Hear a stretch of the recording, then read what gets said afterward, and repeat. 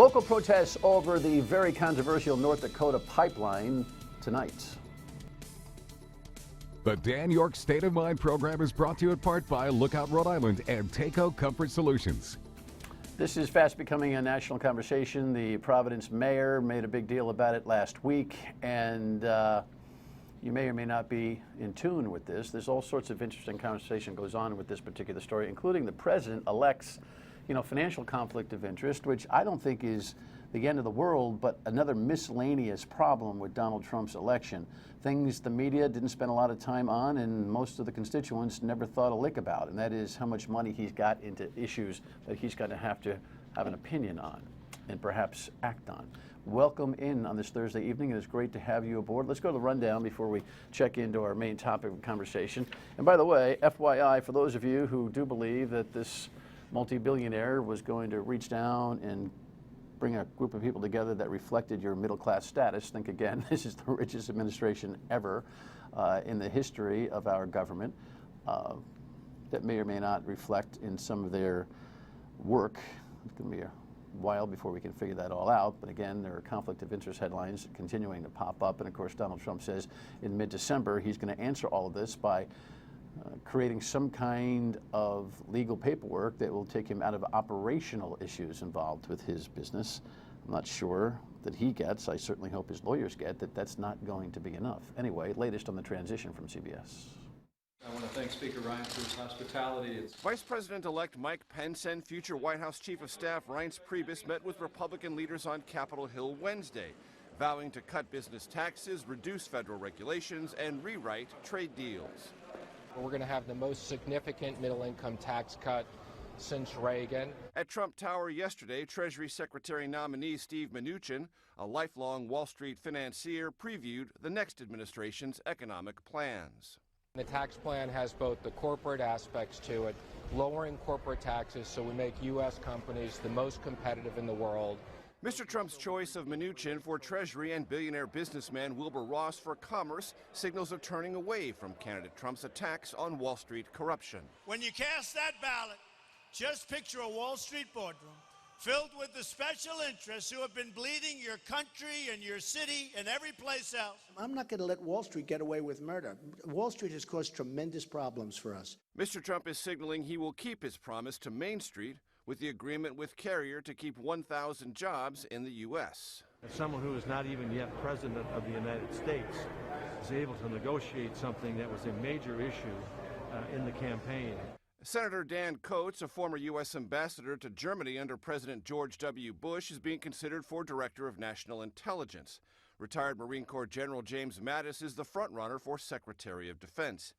Mattis retired only 3 years ago, and Congress would need to waive a law forbidding any retired general from leading the Pentagon within 7 years of retirement. His interest in generals is certainly being reflected in a lot of these appointments. What's interesting about some of the financial appointments is that there's a Wall Street flavor, but kind of an outsider Wall Street take here. This is going to be fascinating. The Donald Trump team is going to try to do a kind of a generational change in the way we operate financially when it comes to taxes. I'll believe the tax loophole closures for the rich when I see them. Everything's on the table with Donald Trump, and it's a game of Scrabble because things just kind of go this way. Keeping score is going to be fun. This is ridiculous. Absolutely ridiculous. I saw the story on the front page of the Providence Journal today. It's on the bottom. I think we could probably isolate. We can't, but here's another one. Smithfield Farm Store's Hillary Clinton doll generates social media firestorm. This gentleman runs this store. It is a classic all-American nursery, get your Christmas tree, grab a bowl of soup, a little bit of lunch, and something you need for the house type of place. And I just don't understand why the Providence Journal decided to write this story. But now that they have, the groundswell of aggravation is turning into a groundswell of profit for him. I went into Smithfield this morning after I saw this just to check in on Tony, and he was having a ball with the issue. Causing a stir? Here's the story. A lady give it to me. They give me all kind of stuff. People bring me, the Polish bring the lumpkies, the Irish bring the booze, the Italians bring the biscuit. They all come. A lady said, Tony, I got something for you. I opened it up, had the string. I hung it up like this. Oh, he's hanging people. He's bad. He hangs them. I ain't going over there. I'm going to put him out of business. I said, you're going to need an axe.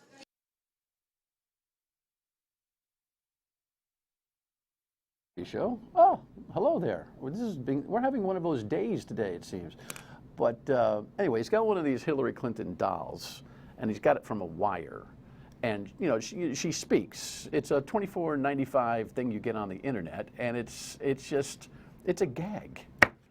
You know, it's not misogyny. It's not any of those things. The guy just put it up there. He's a Trump supporter. And because, you know, half a dozen people on Yelp and Facebook decided to take him on, the Journal decided that there was a groundswell of social media revolts against some local Smithfield business. Anyway, the guy's got national attention. Before you know it, he'll end up on all the top shows on the networks. And he's kind of just doing his own thing. And while some might think an 81-year-old guy who's not on social media is naive, he's naive like a fox, because the line was steady at the store this morning. In the meantime, speaking of plus 80 gentlemen, Coach Belisle, at 87 years of age, inducted into the Hockey Hall of Fame. He is the pride of Mount St. Charles, no doubt, and I just wanted to offer my congratulations to Coach Bill Belisle. He's beloved. Of course, his son Dave, who does most of the coaching now at Mount St. Charles, was there to offer part of the speech for the coach. He still gets up every morning and goes to the local breakfast joint in my hometown by himself, unassuming, completely modest, and known as perhaps, well, certainly a sports legend in Rhode Island, but one of the greatest hockey coaches of all time, even on the high school level. All righty. Have you been paying attention to what's going on with the North Dakota story, the pipeline, and the protests? If you haven't, here's a little bit of background before we begin the conversation. It was snowing then, it's snowing now. Joy Braun says she arrived at the Osheti-Shikoan camp Come on in. on April 1st. You cook here? I have a little Coleman. Braun and her cousin Nathan Bison showed us where they're hunkering down from the elements, including nearly 40-mile-per-hour winds and below freezing temperatures. That's how you start a fire. With the help of a wood-burning stove.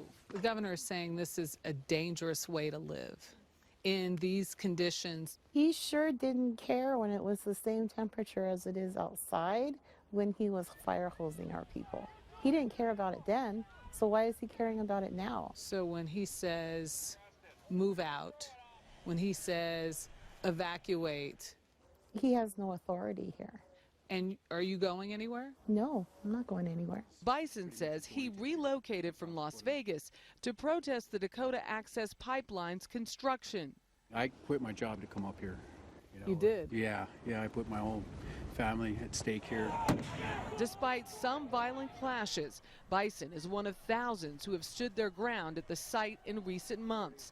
Many argue the project is threatening those who rely on the Missouri River for water and is treading on sacred land, a claim the company building the pipeline disputes. Energy Transfer Partners says their more than 1,100-mile pipeline spanning from North Dakota to Illinois does not cross the Standing Rock Indian Reservation at any point. The pipeline is 92% complete.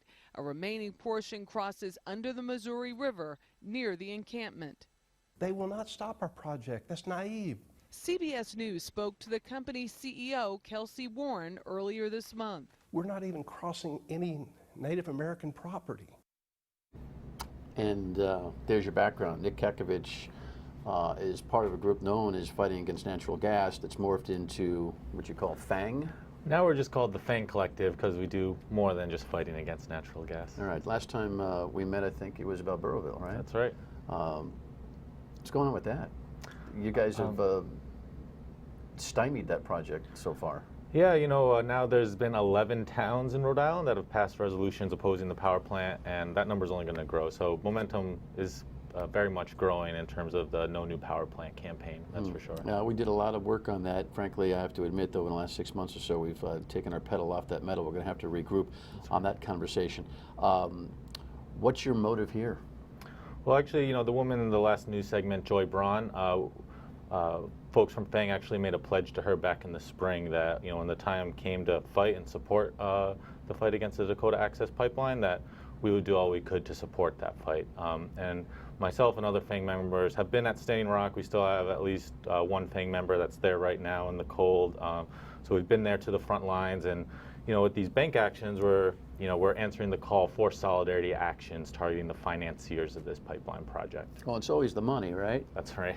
So obviously you've sharpened your skills in battling whatever issue you're battling. What's the big beef? Well, I think this is, you know, the fight against this pipeline is bigger than pipeline. You know, what it's really about, from my understanding, talking to folks, it's about, you know, the continued colonization, you know, that indigenous folks and native folks have been facing for hundreds of years on this continent.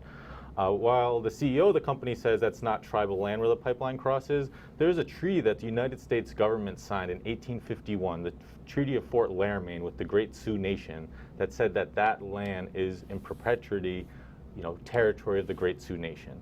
So we need the United States government to honor, you know, their treaties that they sign. You know, that treaty stands, you know, abides by all international measures. So, you know, that's treaty territory. That's not territory of the United States government to decide to put a pipeline there. That's territory of the Great Sioux Nation and the Standing Rock Sioux tribe. So I think this fight is, you know, just another manifestation of this fight against continued colonization.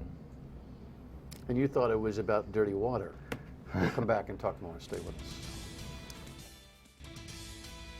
In their fight against the pipeline, in their fight for sovereignty, in their fight for the respect of our land, of their land. Want them to fund it into a pipeline so the Native Indigenous folks can regain control over their own land. At Standing Rock, there's been active both private and police oppression, and insofar as, and as long as the pipeline continues to be built, more people will be continually taken from their land, will be continually hurt, will be continually physically and mentally oppressed by the ongoing construction. So, kind of tough to hear all of that, but some of the protesters, part of this group here tonight, at TD Bank, what have they got, a big chunk of the $2.6 billion project? Yeah, they're one of the financiers on that loan, which less than half that money has actually been distributed so far, so there's still hope that if we put enough pressure on TD Bank that they'll cut their financing for the project. Justice Gaines is one of the people you saw in that video, sitting outside the bank. Welcome. What's your point? So I think the point is a lot of what Nick said earlier. This isn't just necessarily about the pipeline, though that is the focus of the fight right now. It's about indigenous peoples and indigenous peoples on this land and this continent who have been fighting for their sovereignty, who have been fighting for their existence, and who are continually subject to violence and erasure throughout the history of this country. And this country would not exist without them, or without the violence against them. And so making sure we're highlighting that this fight is still ongoing and that they are still here and that this land still is theirs. I think that's a big part of why I chose to take part in that demonstration. Well, we got, you know, I admittedly need to do more research on whether the land is theirs or not. If this was a local issue, I would know it intimately, so I have to admit a little bit of naivete here, but the company says it's not. You say it is. What's America supposed to do to react to that position? Well, I think one thing in terms of the land of America, it's theirs to begin with. The way it was taken from them was through force, it was through violence, it was through so why don't you protest genocide. every piece of infrastructure we have in America today, if that's where you're going to wind this conversation back to? I don't think that is a conversation I wouldn't have, to be honest. I do think that we do have to look at the infrastructure of America. We do have to look at the founding of this country, and we need to take a good look at how these systems are still actively working against the people that they worked against to begin with, right? So like with indigenous folks, they have always been on the end of this, of the government taking control of their land, the government trying to force them out of where they live, the government actively killing them, or they brutalizing them in order to get what it wants. And I think we do need to make sure we're standing Well, up the for act those of killing, citizens. brutalization concept is a historic one, not a current. It's not It is also contemporary current. So Native Americans are actually, they have the highest rate of being killed by the police. A lot of people think it's black folks, and I am black, so that's important, but it's actually Native Americans.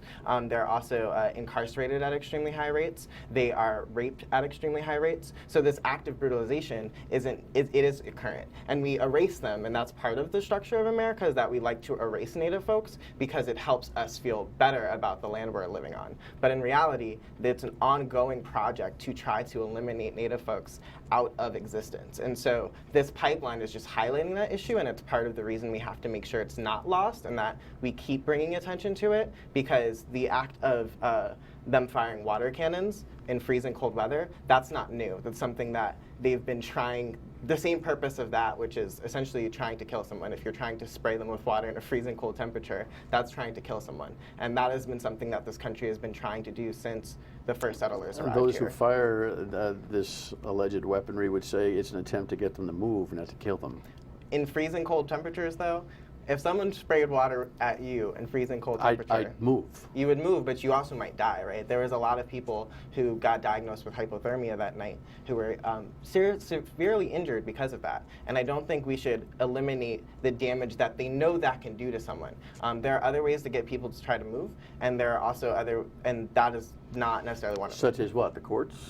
Well, I just want to add, I was actually there that night in Standing Rock when the water cannons were fired, and I've never been in a war zone. That's the closest thing. There's people constantly being flooded out from the front lines and medic caravans, people limping. I was tear gassed myself when I was helping a really badly injured person get into a medic convoy.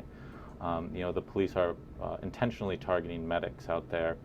But just as people are being injured and, being rushed for medical support, there's people going up to the front lines to stand there, literally standing peacefully, not backing down. There's no attempt to cross over the barbed wire or anything like that. It was literally people standing, trying to, hold the space, and they were being attacked by the police. So when we talk about violence, that's one of the most violent scenes I've seen in my life. All right, so but at the end of the day, when you have these standoffs, and that's what we have here, it seems to me, what's the remedy? As far as you're concerned, the remedy is don't build a pipeline.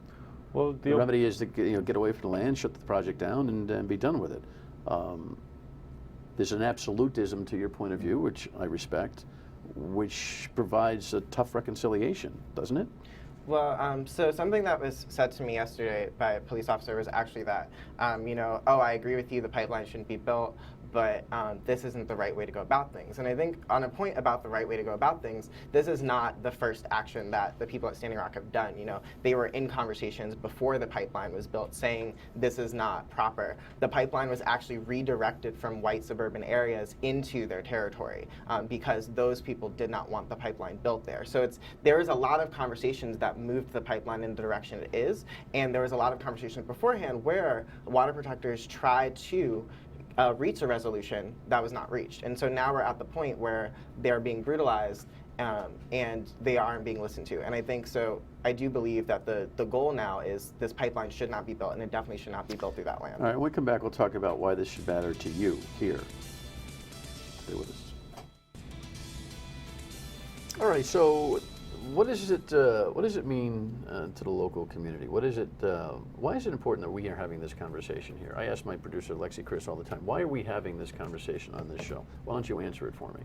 Well, I can try to answer it. I think, one thing as someone that's a white person that benefits the most from the history of colonization, it's really important to answer the call from indigenous folks for solidarity, So that's why, personally I'm taking action, because indigenous folks who are on the front lines, indigenous women, are leading this struggle, and they're being the most brutalized by the police. So I think it's something, that I have to do as a white person, to use my privilege to support folks on the front lines. And I think, as Justice said, when we're talking about indigenous struggle, there's indigenous struggle on this land right now, too. The Mashpog-Narragansett tribe, they just sued the state of Rhode Island, the city of Providence, and city of Cranston, for the history of violence and colonization. So these indigenous struggles, I think, are happening right here on this land and all across the continent. And I think it's important to You think that's legitimate litigation, the one in Providence? Yeah, FANG, we actually had the honor to serve the papers So it's through using international law. You know, Ray Watson, who's the chief of the tribe, could probably speak more on that. But you know, I think this question about like indigenous struggle is something that matters to all of us, and that, you know, all folks living on this land, you know, should support What indigenous kind of outcome struggle. would you want from that litigation? I would like to see how that litigation goes through and to see what the indigenous peoples want out of that. What's the intended goal? Do you know? I personally do not know on that struggle, but I think ultimately my goal as a person here is to support what indigenous peoples are looking for and support their rights, support their sovereignty. I think for a long time they have not been respected by this land. They really haven't at all. And I think as a black person who is also, you know, has a history of colonization and a history of brutality on this land, I want to be able to stand with them in that struggle and stand in solidarity with indigenous peoples so that we can work together to achieve some sort of reclaim for the histories we have faced as peoples. Yeah. What's the outcome that will cause you to say, that's better? What is it? I could add, you know, one little bit about the infrastructure projects here. When we talk about the Burrville power plant, Is this an answer to my question? Yep. Okay. Like the Energy Facility Siting Board, there's nothing in that siting board process to check it, to, you know, consult with indigenous folks whose traditional territory that is. You know, there's nothing, you know, there's no sort of process at that state level to talk like, oh, you know, we're going to build this giant power plant. That was never one of your opening arguments, though. I don't remember you saying anything about indigenous struggle regarding the Burrville power plants. So, but I think, you know, so where we're at now, you know, maybe we should have brought it up earlier, but I think that's just like one example of like more consultation from the state. A viewer with, might with say, well, that's indigenous people. piling on. I mean, you made some legitimate environmental arguments. I'm not going to dispute that and retry that case because it's still ongoing, right? I think that's part of the it seems like, process, okay, let's throw another thing on the fire. Well, I think that's part of the process, though, is that sometimes, especially in situations where you're working, you might not notice what a certain population needs right away, but then when you are doing the work, you realize, especially with indigenous folks, okay, there are other things here that we we have need any to... Native American identifiable communities in Burrville around the power plant area? So that tribe was traditionally called the Nipmuc, and we've used that terminology Are they there for months now. So that tribe, they have a tribal office in nearby Massachusetts, you know, but that is something actually, you know, we mentioned from the very beginning that that's Nipmuc territory, and we were very, very sure to include that. And there's sacred, you know, there's archaeological sites from indigenous folks there, but indigenous folks aren't being consulted about that, and that's not right. All right, listen, I think we'll have to follow the story. I mean, we'll have you back as we go. What's hard is to find someone to debate these guys. I don't even know where to start, so we've got homework to do, and we'll check back with you. Appreciate your being here, though. It's always a pleasure. Thanks, man. Final word, and we come back and tell you what's up for tomorrow night. I wasn't kidding in the last segment when I said I don't know who to bring in. You know, it's kind of my job to ask the tough questions and the pointed questions. I'll admit some learning to do and an information hill to climb when it comes to the North Dakota Pipeline. Environmental issues are difficult because you got to build things, and people never like having things built where they are. It's a not in my backyard type of problem. Sometimes the arguments are too good and projects stop.